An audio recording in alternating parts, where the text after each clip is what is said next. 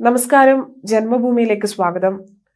അഖില ഭാരതീയ വിദ്യാർത്ഥി പരിഷത്ത് ഡെറാഡൂണിൽ സംഘടിപ്പിച്ച പ്രതിഭാ സമ്മാൻ ചടങ്ങിൽ ഉത്തരാഖണ്ഡ് മുഖ്യമന്ത്രിയായ പുഷ്കർ സിംഗ് ധാമി യുവാക്കളെ ആദരിച്ചു. വിദ്യാർത്ഥി പരിഷത്ത് ഭാരവാഹികൾക്കൊപ്പം മുഖ്യമന്ത്രി വൃക്ഷത്തൈകളും നട്ടു. ഡെറാഡൂണിൽ അഖില ഭാരതീയ വിദ്യാർത്ഥി പരിഷത്ത് സംഘടിപ്പിച്ച പ്രതിഭാ സമ്മാൻ സമാരോഹിലെ യുവശക്തിയെ അഭിസംബോധന ചെയ്തുകൊണ്ട് ഞാൻ കഴിവുള്ള യുവാക്കളെ ആദരിച്ചു. ഇതോടൊപ്പം വിദ്യാർത്ഥി പരിഷത്ത് ഭാരവാഹികൾക്കൊപ്പം വൃക്ഷത്തൈകൾ നട്ടുപിടിപ്പിച്ച് പരിസ്ഥിതിയോടുള്ള എന്റെ കടമയും ഞാൻ നിർവഹിച്ചുവെന്നും അദ്ദേഹം എക്സിലിട്ട പോസ്റ്റിൽ കുറിച്ചു. കൂടാതെ ഇന്ത്യയിലെ മാത്രമല്ല ലോകത്തെ തന്നെ ഏറ്റവും വലിയ വിദ്യാർത്ഥി സംഘടനയായി ABVP മാറിയെന്നും അദ്ദേഹം പറഞ്ഞു. ദേശീയ പാരമ്പര്യത്തിലൂടെ ABVP രാജ്യത്തെ യുവാക്കളിൽ ദേശസ്നേഹത്തിന്റെ മൂല്യങ്ങൾ വളർത്തിയെടുക്കുകയാണ് എന്നും അതിലൊന്നാണ് അഖില ഭാരതീയ വിദ്യാർത്ഥി പരിഷത്ത് ഇന്ത്യയിലെ മാത്രമല്ല ലോകത്തിലെ ഏറ്റവും വലിയ വിദ്യാർത്ഥി സംഘടനയായി മാറിയിരിക്കുകയാണ് എന്നും മുഖ്യമന്ത്രി ധാമി പറഞ്ഞു. സ്വാമി വിവേകാനന്ദന്റെ ആദർശങ്ങളിൽ പ്രവർത്തിക്കുന്ന സംഘടനയാണ് ABVP എന്നും അദ്ദേഹം പറഞ്ഞു.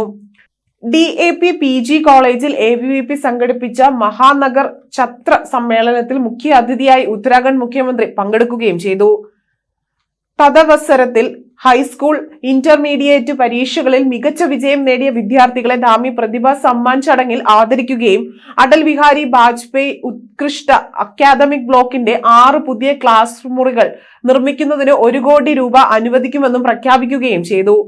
വിദ്യാർത്ഥി ക്ഷേമത്തിനും രാജ്യ താൽപര്യത്തിനും വേണ്ടിയാണ് ABVP പ്രവർത്തിക്കുന്നതെന്നും അദ്ദേഹം പറഞ്ഞു.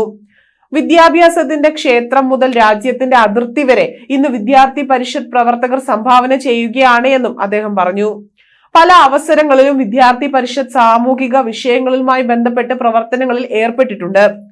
കാലാകാലങ്ങളിലെ പരിപാടികളിൽ പങ്കെടുക്കുമ്പോഴെല്ലാം തന്നെ തന്റെ മനസ്സിൽ പുതിയ ഊർജം പകരുന്നതായി മുഖ്യമന്ത്രി പറഞ്ഞു.